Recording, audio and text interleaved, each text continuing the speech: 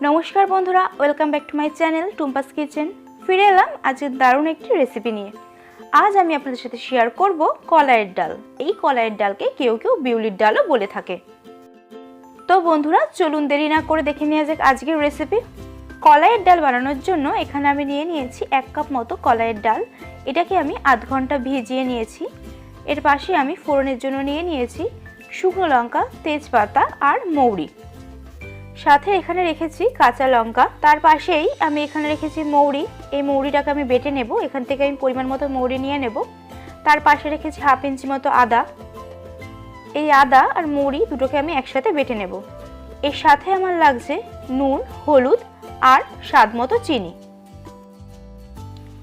এখানে রান্নাটা আমি সরষের তেলে করব। চলুন দেখে নেওয়া যাক আজকের রান্না। ডালটা আমি আগের থেকে আধ ঘন্টা ধুয়ে ভিজিয়ে রেখেছি, তাই এবারে ডালটাকে আমি কুকারের মধ্যে দিয়ে দিচ্ছি সেদ্ধ করে নেবার জন্য।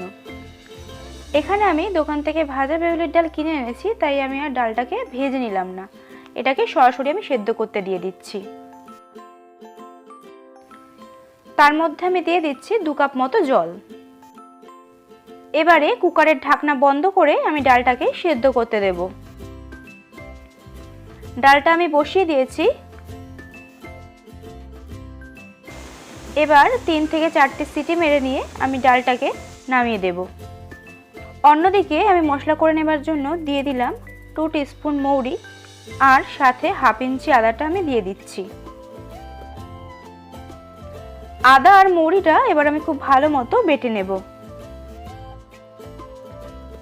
বন্ধুরা আপনারা দেখতেই পাচ্ছেন যে এখানে আদা আর মৌরিটা খুব ভালো মতো বেটে আমি মিহি করে নিয়েছি। এবারে কুকারের ঢাকনা খুলে দেখে নিচ্ছি ডালটা ঠিক কতটা ভালো মতো সেদ্ধ হয়েছে।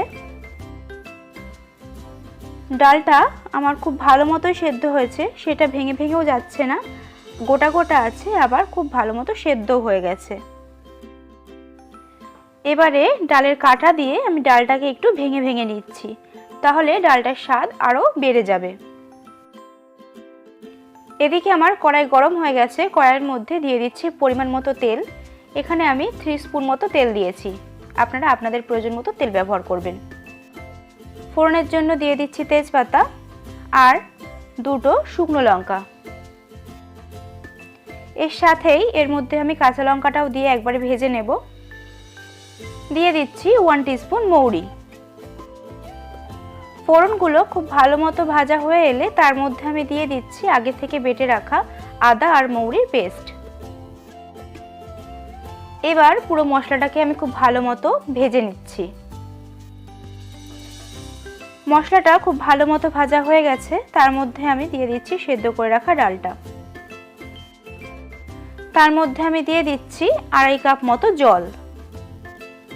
দিয়ে দিচ্ছি 1 টিস্পুন হলুদ গুঁড়ো। সাথে এখানে আমি দিয়ে দিচ্ছি 1 টিস্পুন নুন। এখানে ডালটা আমার খুব ভালো মতো ফুটে গেছে। এবার এর মধ্যে আমি দিয়ে দিচ্ছি হাফ টিস্পুন চিনি।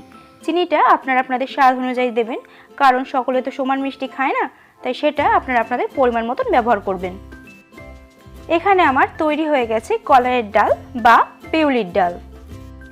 এরপর পরিবেশন করে নিন গরম গরম কলাইয়ের ডাল বা বিউলির ডাল, সাথে গরম গরম ভাত।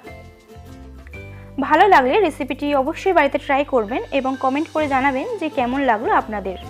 আর যদি ভালো লাগে একটা সাবস্ক্রাইব করে পাশে থাকবেন। ধন্যবাদ।